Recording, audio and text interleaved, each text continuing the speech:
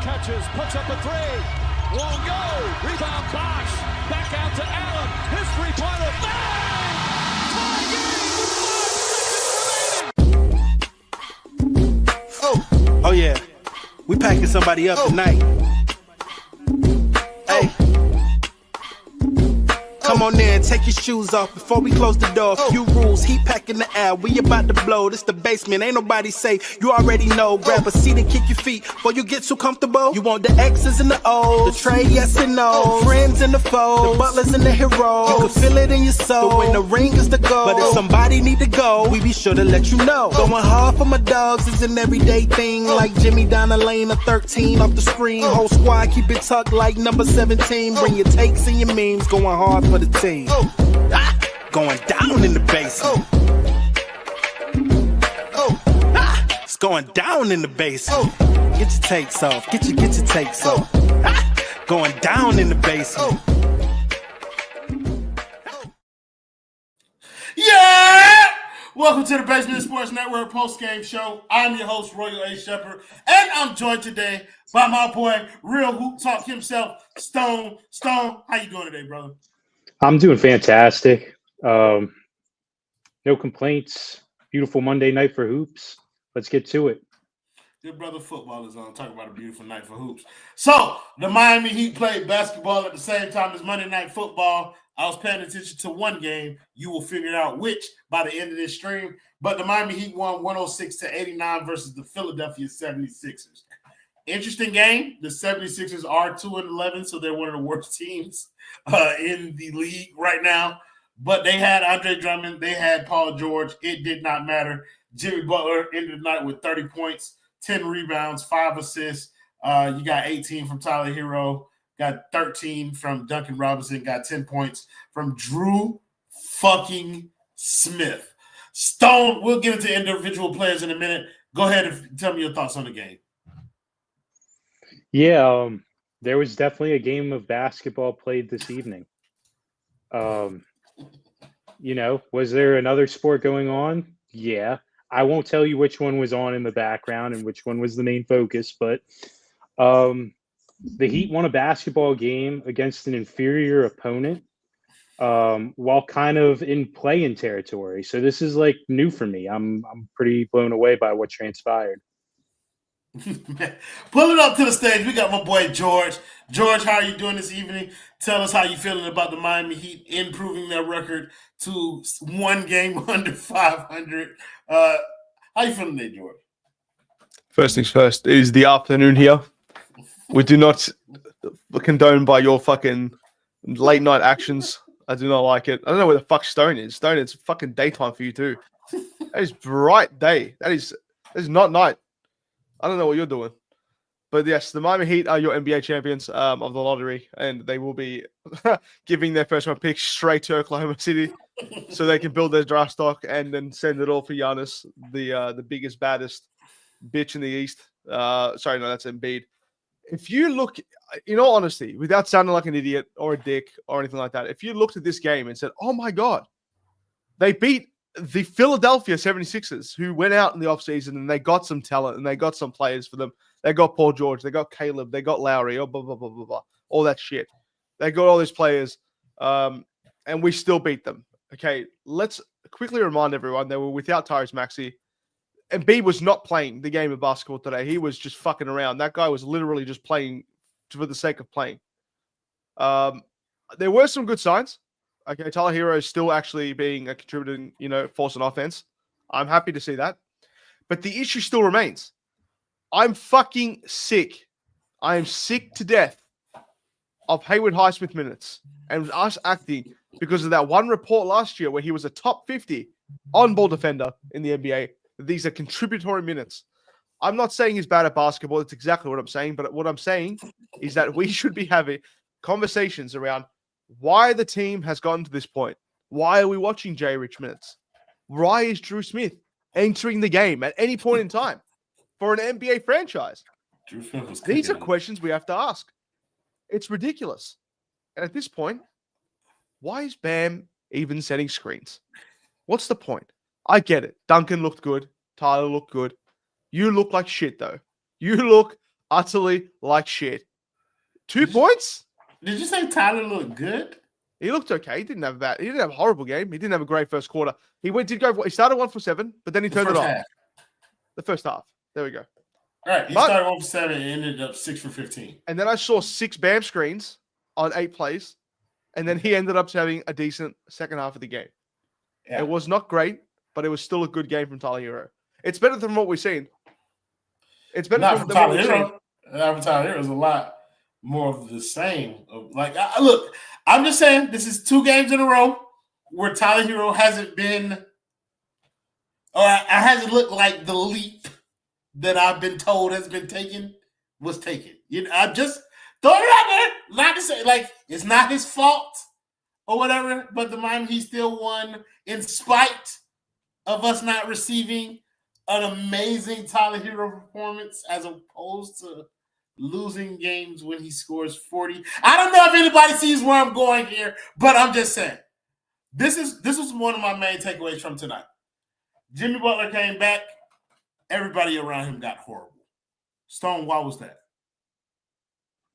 The ball moves less. It's more ISO.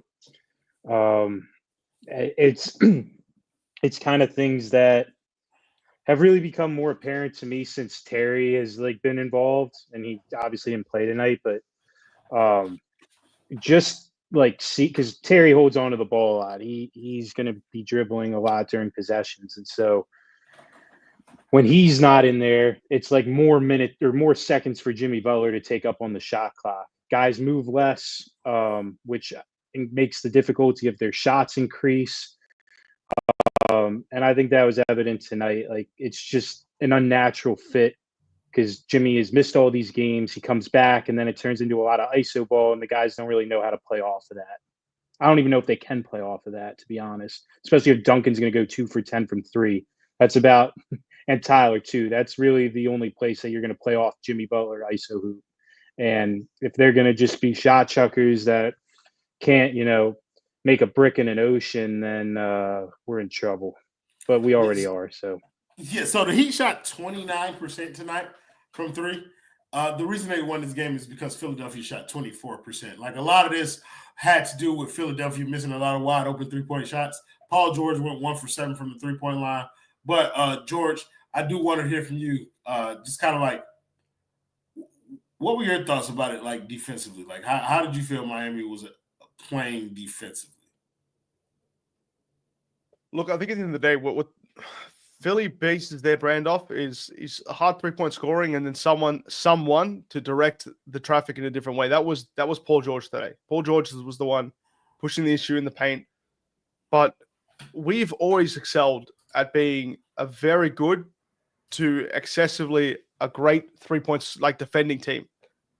That's just what we've done. It's always been the same. And when you bring players like Drew Smith in, and what I said before, I'm not saying I'm not saying he had a bad game because Drew Smith actually had a very good game today.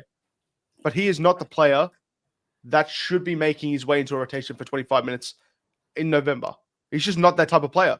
For a caliber of this franchise, for a fucking franchise of this caliber, there should not be Drew Smiths coming off the bench playing 25 minutes. In terms of defense, he does add something.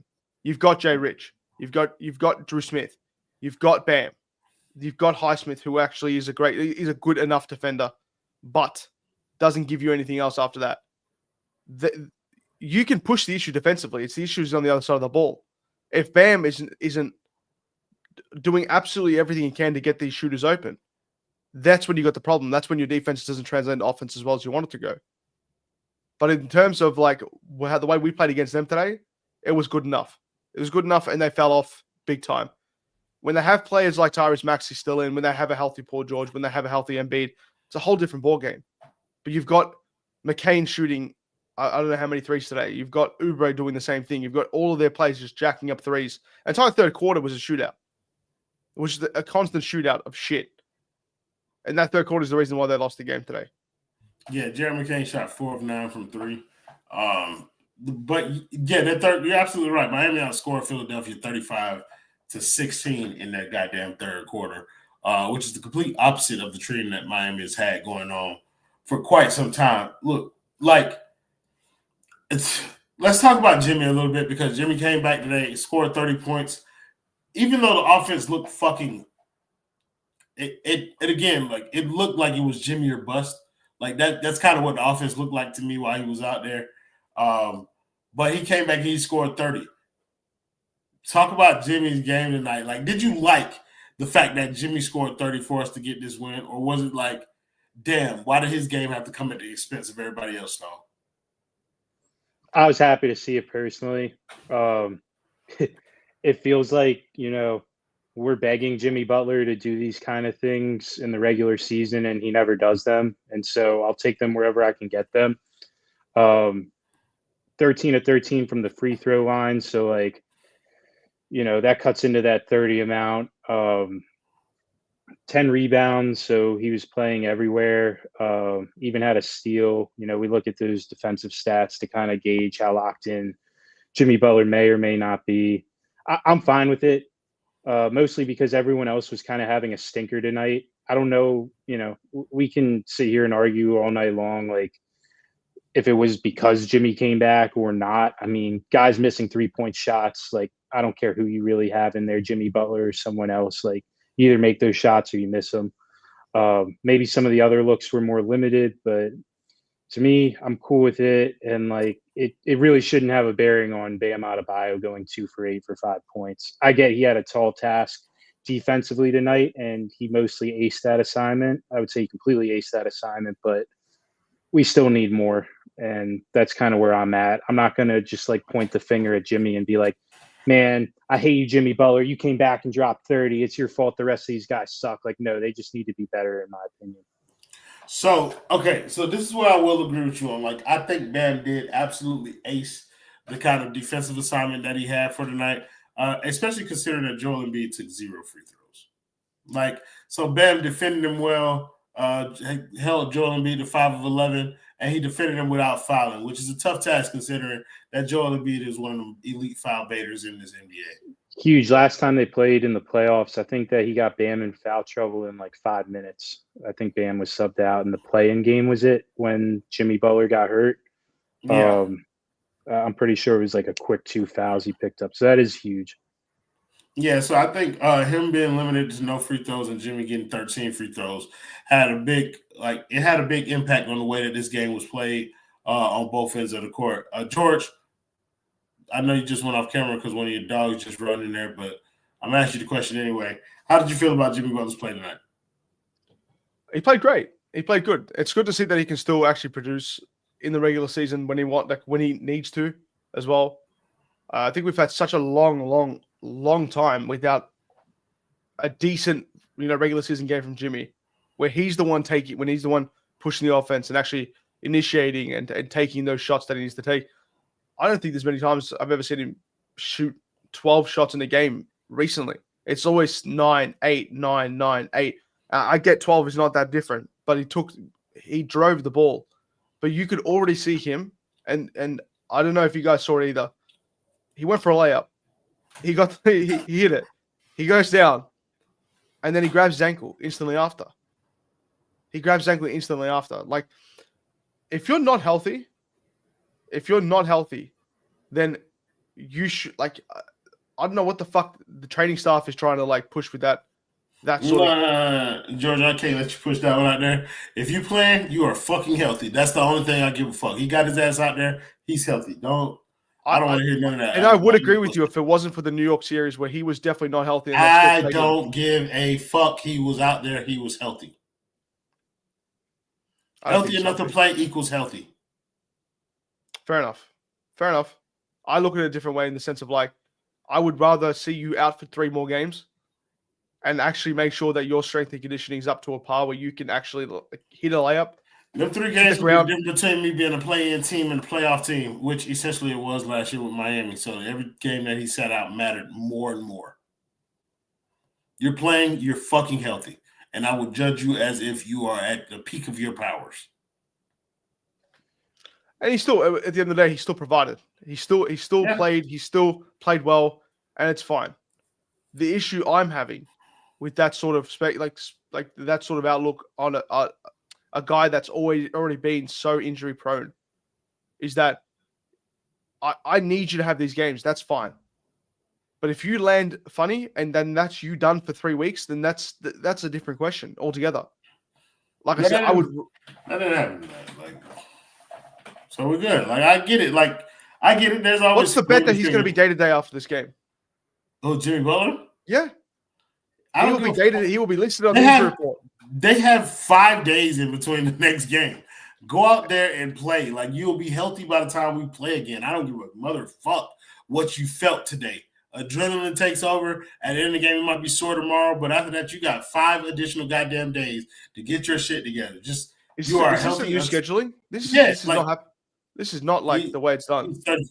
Well, like the NBA is doing a lot to kind of like help alleviate some of the travel burden on NBA teams. Like, so that's what the back-to-back in Indiana was for, to alleviate having to kind of like do that later on in the season or some shit like that. But like, yeah, it's some different shit. Corbs, appreciate you for the $4.99 dono. Just shout out to the player of the game, Terry Rozier. His sacrifice was instrumental in the win tonight. Sure, like I don't know if Terry Rozier is addition by subtraction, but it damn sure looked like it this evening. This is the one thing that I will say about Jimmy Butler's game tonight. And while I do want to give him full props, he was phenomenal. He did seem like he had a little extra oomph in there because he was playing Kyle Lowry and Caleb Martin. Like it felt like he was taking this game personally, and like I want to give him credit for doing that against the 76ers opponent, whatever.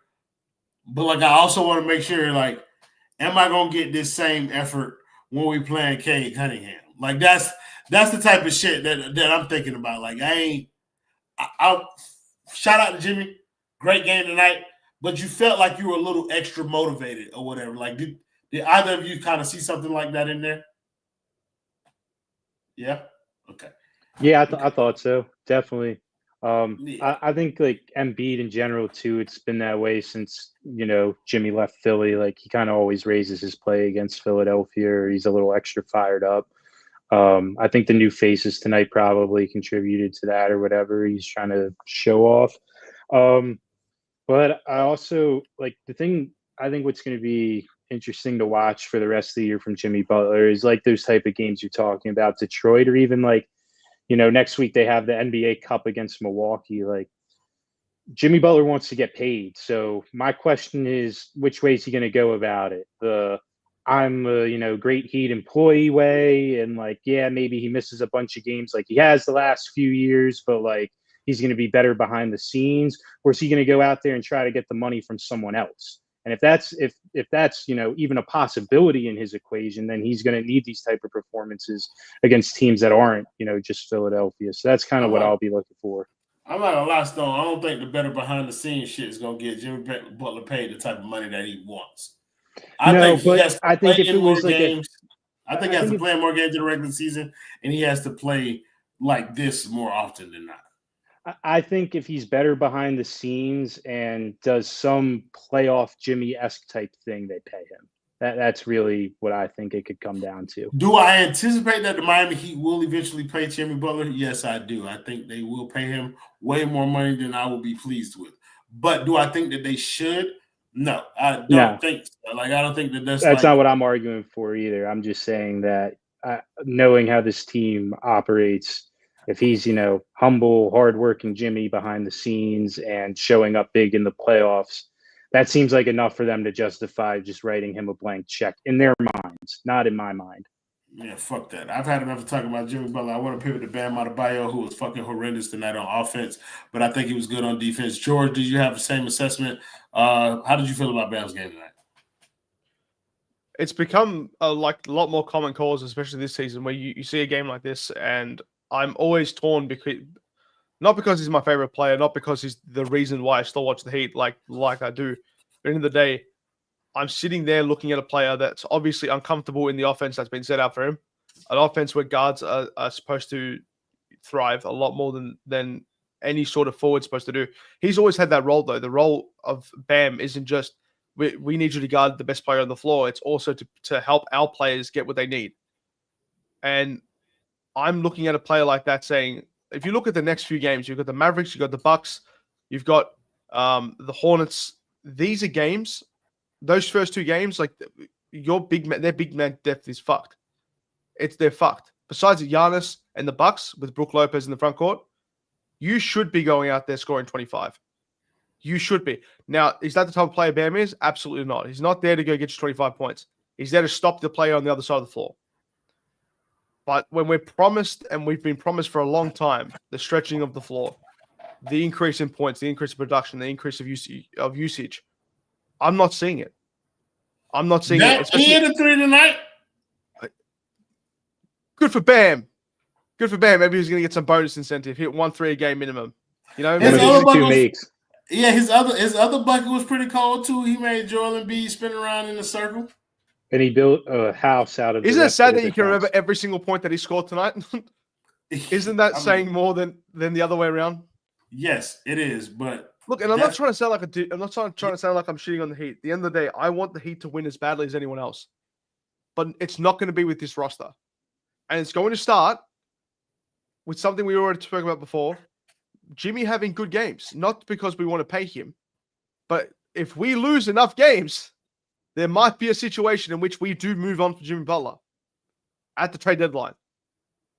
It will be the last opportunity you have to trade him. The last. Because if they wouldn't trade Caleb Martin at the trade deadline. This team doesn't operate within the bounds of reality. Like they're gonna think that they're making the finals all year long until they fucking lose that last game. I just want to say this. Like, I agree with you in principle that trading Jimmy Butler is like the absolute right move to make in a franchise in the Miami Heat situation. Get as many assets as you can for a dwindling asset. But the reality is the reality. The Miami Heat will not be trading Jimmy Butler. And I'm all for leading the fan base down the path of delusion because I'm a liar and a piper of narratives. But that's just one, I don't know, maybe later on in the season. I'm just not feeling it right now to be able to lead them down the path of saying we might potentially trade Jimmy Butler when they won't. They're not going to trade him. They didn't trade Kyle, or they did trade Kyle Lowry. And everybody was ecstatic with that. But look how they traded Kyle Lowry. They didn't trade Duncan. They didn't trade Caleb. They didn't trade Strus. They didn't trade Vincent. That was the most depressing, the most depressed, and most angry I'd ever been in the front office in my entire life. Seeing the report that the Minnesota Timberwolves offered 1 first and 1 second round pick for Max Strus, and then we said no. So I don't know if that was one or the offseason where the only trade move or the trade deadline where we only moved Dedmon. Some legendary content came out of that trade deadline. I'm not even gonna hold you. That wasn't a 24-hour one, was it? Was that the accept reality deadline? Yeah. Is that what triggered that tweet? I think so. They like their team accept reality. That was an off-season tweet by Barry. We're doing that again, by the way. Huh? We're doing another trade deadline 24-hour stream. And this time I actually know how to work it. Motherfucker, you didn't do the first one. What do you mean? How many hours did you do on that 24-hour stream? 16. You didn't do 16 hours. I looked at it the other day. It was 16 straight hours. And then I thought my shift was done. I went to sleep. I woke up to 96 messages from everyone. You big bitch, you pussy. Get the fuck back on the stream. Get back on the stream, bitch. And then it's okay. It's okay, George. We still love you. We got it from you. I had to carry that stream for hours. I did 16 hours straight on that stream. That's crazy. Do you know how many teams I rebuilt? No. 4. 4 rebuilds. Either way, if you plan on doing a 24-hour stream again, God bless you, but motherfuck you. I'm not even gonna. If you're not on that stream, I'm not gonna be on that stream. I'm not giving. I will take the dead hours. That's fine. I will create the content. Either way, but yeah, let's get back to this game. Even though it was we won, but it was uneventful. I just didn't feel anything from this game. So I'll start wrapping this up because we are also on the second day of a back-to-back. Anything that you saw in this game that piqued your interest in particular, Stone? Yeah, that bum-ass Kyle Lowry still stinks. So you said that Terry Rozier was a good trade? Absolutely. That was classic addition by subtraction. Even if we had to subtract a whole lot, including assets, that was just some ugly ass hoops we had to watch with Kyle Lowry. It felt like 4-on-5 all the time on offense. I don't know. I'm mostly with you though, Royal. That game was just a snooze fest. It felt like everyone was kind of just sleepwalking through it. Um, my biggest takeaway is off-season moves. Philadelphia did a way better job than us, and their team sucks. So I just don't even know what to make of the Heat. Their rookie, they picked after us, and he's way better than our rookie. The sassy assassin, he had 20 points tonight. I don't know. The what? The sassy assassin. Who? Good Chris brother Bosh. Brother Alec Burks shot 1 for 6 from the 3-point line today. Brother, I'm convinced that no matter what this you team spelled it does, wrong. His name is spelled with a C. Just throwing that out there for you. I'm just convinced that no matter what this team does, they are locked in with a play-in destiny. 1,000%. 1,000%. And there are people who will laud this performance. Like, Jimmy was fantastic. If he played like this every night, then the Heat, what could they do if they get him and Tyler Herro on the same page? I don't want to hear that because it's never going to happen. The land of ifs is crazy. It's Man, I think Jimmy's going home and smacking down 15 ibuprofens just to fucking not feel pain in his fucking knees. It ain't happening. Brother, the effort that he gave tonight won't be seen again for the next 40 games. George, did you find anything else interesting from this game? Yes. Pele Larson, minus 23 from in the game today. In 7 minutes. In 7 minutes, he went minus 23. And he shot 67% from the field in the same breath. He shot 67% and was minus 23 from the field. The fact of the matter is that the most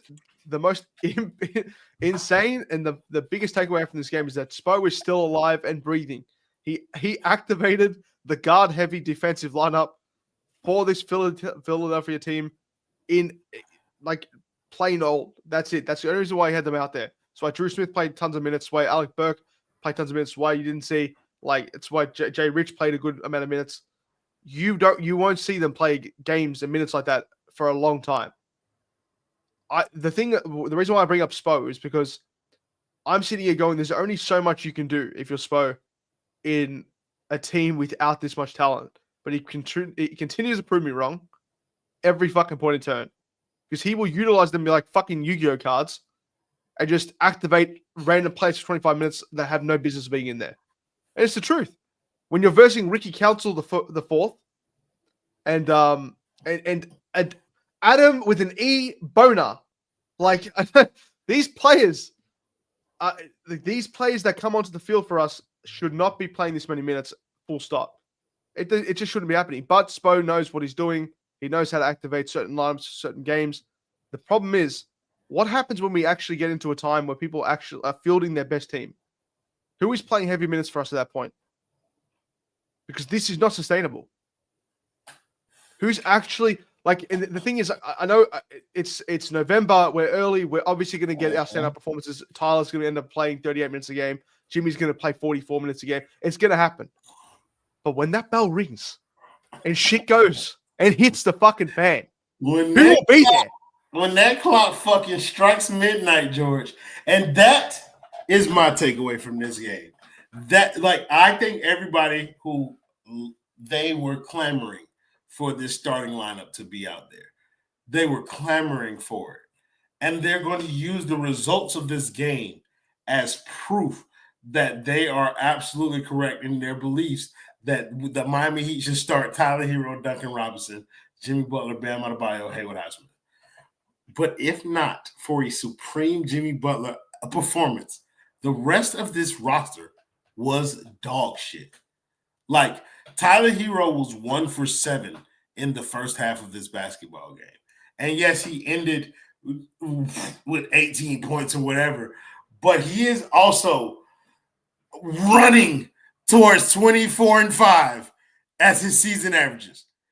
So all that 27-point per game shit you talk about, out the window with Jimmy Butler in here.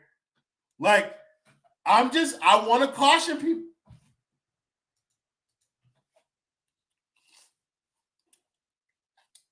Let me caution y'all too right quick.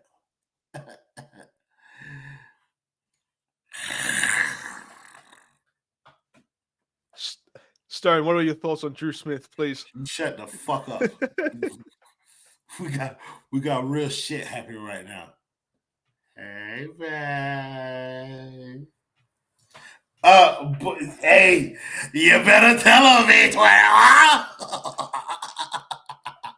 Freaky Dicky. Lot of going on here. Y'all know that woman. That's that Call of Duty, and I ain't talking no video games. And she is my loin. She's the loin to my cloth, baby. Fuck is you talking about? The Hakuna to my tatas, baby. Huh? She got the key, bro. She got the keys to me. She know what to do to me, all right? Talk to her. Talk to her. Don't you ever, all right? I don't even know what we're talking about. That's how that woman do me, bro. Like, I don't be paying attention to what we be talking about. The Dreamer spoke. Oh, somebody is trying to promote their content in our chat. Don't care. Doing it once would have been plenty, Tony. Yeah. Appreciate you. We would literally just shout you out, bro, if you just do it once, but since you want to be a dickhead, we know. Y'all let Bam trick y'all? I'm not fooled at all. I'm not fooled at all. Like, I understand what Bam Adebayo is. Yeah, I don't know what he's we need Shelton on the case. Oh, yeah, brother. Don't worry about it. Alex Shelton. Tony, count your fucking days, ho. Get ready to let Anthrax, brother. Come on now. Come on, get ready to learn Y2K, buddy. Huh? You, bitch, get ready to learn the Matrix, ho, because we are about to banish you to the Shadow Realm.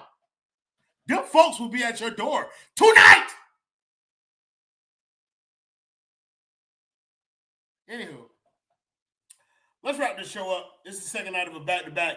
All of us have a 5-day vacation in front of, well, y'all have a 5-day vacation in front of y'all. I'm probably going to be a nasty boy and then do spaces sometime throughout the course of the week because I tend to get bored.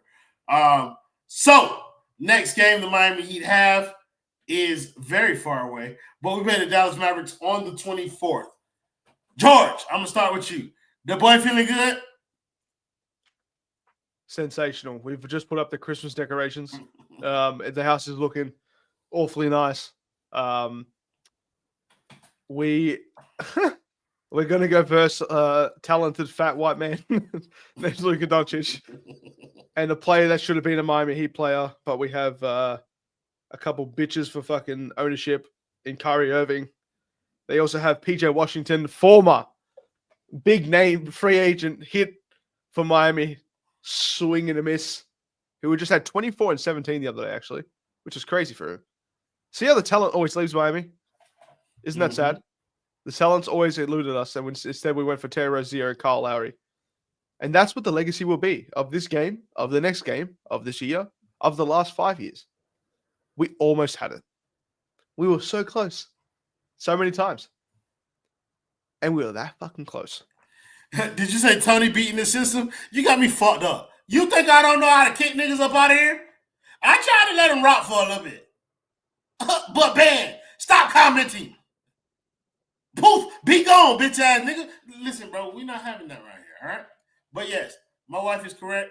My wife is one of them people who thinks that Christmas starts as soon as the summer starts. So we've had a Christmas tree up in my house for so goddamn long. I don't even really know when the holiday season starts. I can't get into the Christmas spirit because I've been in the Christmas spirit since the 4th of July. That's the type of shit that be going on. I don't even, man, fuck that. George, were you finished? Look, it's not! Not in June! We ain't even got to Thanksgiving yet! It's going to be 106 on Christmas Day here. George, we got to do Thanksgiving first! What the fuck is that? The gobble holiday? George, the turkeys and shit? Man, yeah. I've only seen The Blind Side a couple times. It's the only time I've ever seen.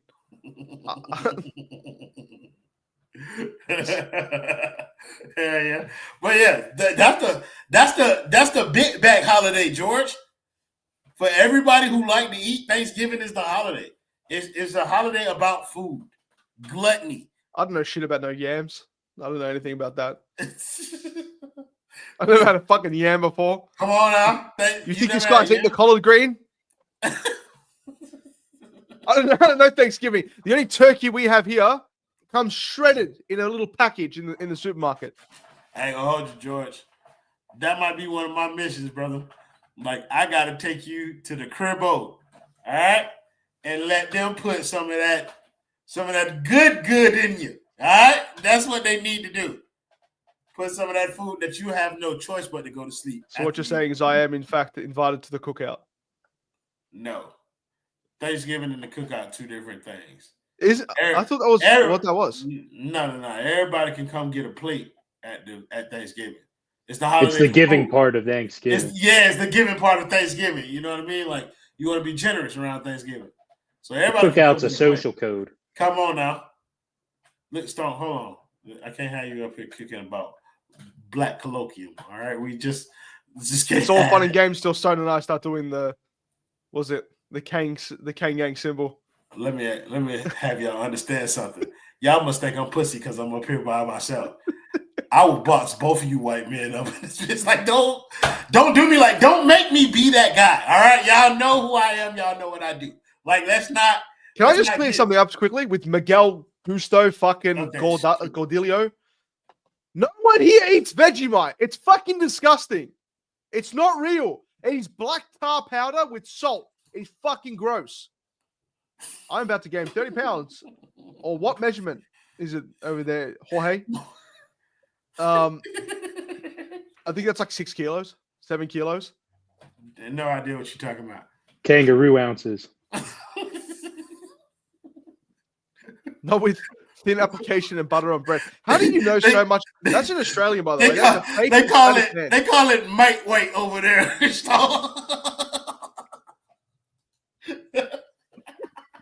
guy's a fake Hispanic. He's lying. His name is not Miguel. It's Michael, and he's from Australia.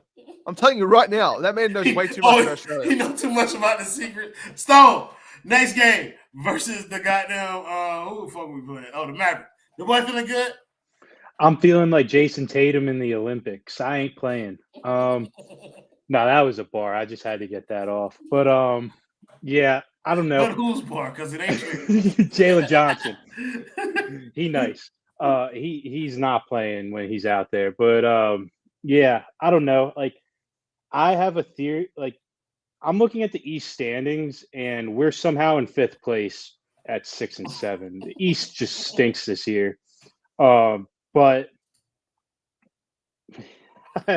honestly, like, I really have nothing to say. Like, we're probably going to lose to the Mavericks.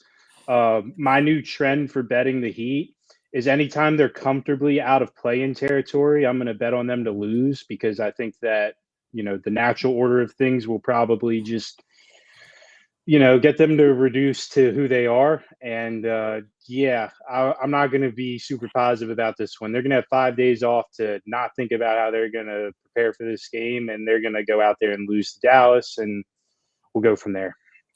George, I'm sorry, I called you George. That's crazy. Stone, all you white people look like. Listen, Stone, let me explain something to you. That is the reason why y'all have me, all right? You know what I mean? To fill in the gaps. You don't have to be super positive, all right? I'm here to lie for the entirety of the basement, okay? So let me tell y'all what's going to happen when we travel to Dallas. The Heat about to blow that shit out. Fuck is you talking about? Luka, 60 points. Kyrie, 70 points. Y'all see how I did that there? I told y'all that the Heat finna win, and yet I'm naming all the Mavs players who finna score a bajillion points against this fucking lineup that y'all love. Because, listen to me. Hayward on Luka. I already was closing my eyes. Cooked. Tyler Herro on Kyrie Irving. Food. Huh? Bam Adebayo on Derek Lively. Daniel Gafford.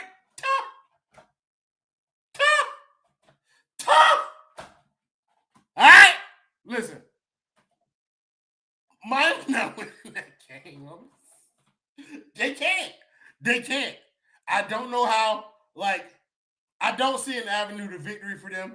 I think this Jimmy Butler shit was unique to this game against Philadelphia. There were a lot of things that motivated him. First game back in over 10 days, playing against his former team, playing against a bunch of former teammates. I think Jimmy Butler had a lot of motivation going into this game. And Jimmy Butler's motivation was the only reason we won this game. I don't think he will have that same motivation against the Mavericks. And to be honest with you, when I looked at that starting lineup, I didn't like a lot of what I saw. I don't know if Terry will be back, but I can only anticipate that will make it worse. Go ahead. Yeah, I was just going to say, like, the one thing that's really, like, we were talking about something that stuck with me from this game. Nothing stuck with me from this game. But the one thing that will stick with me from this season was I'll never forget the performance that Kevin Durant and the Phoenix Suns had against this lineup. It felt like no matter who you put on Kevin Durant, he felt utterly disrespected by it, especially when it was Haywood Highsmith. He fried his face off in the fourth quarter. And I expect that to just be more and more of the same against Dallas. Like, they're going to be like, who the fuck are these guys they have guarding us? And they're going to go crazy and not even be trying that hard.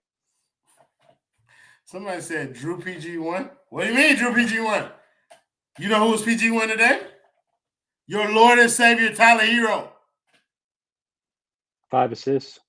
I know you're not finna disrespect my starting shooting guard, Duncan Robinson, like that. All right? It's not. Don't make me get started, bro. All right? Because if we being perfectly honest, Duncan Robinson had a better game than Tyler Herro. Definitely. Like, just won't throw that out there. Duncan Robinson had a better game. But we ain't going to get into that. Second night of back-to-back, I'm trying to end this early. I believe 45 minutes is enough time for me to close this video out and to make sure that I thank you guys in the comments, as always, for joining the show, making it much more fun than it would have been without you. Thank you to my guy Stone, and thank you to my guy George for pulling up one time for the one time. We will get a much-deserved rest over the next 5 days, but y'all make sure y'all tapped into my Twitter. Don't follow me. Don't do that because I'm not going to do nothing but piss you off. But, like, y'all make sure y'all tap in. So from time to time, I do lunchtime spaces so that we can talk about, like, different heat topics that come up or whether or not I want to disagree with 5 reasons for that day. But, yeah, we will see y'all on this stream platform. On Thursday, we will have an episode of Struggle Mills, so y'all make sure y'all tap in for that. I don't think we're doing shit else outside of that unless I feel like it, but y'all will get the notification when y'all see it. We'll see y'all next time. I only have to hit out play in stream now, which is fantastic. Play the video.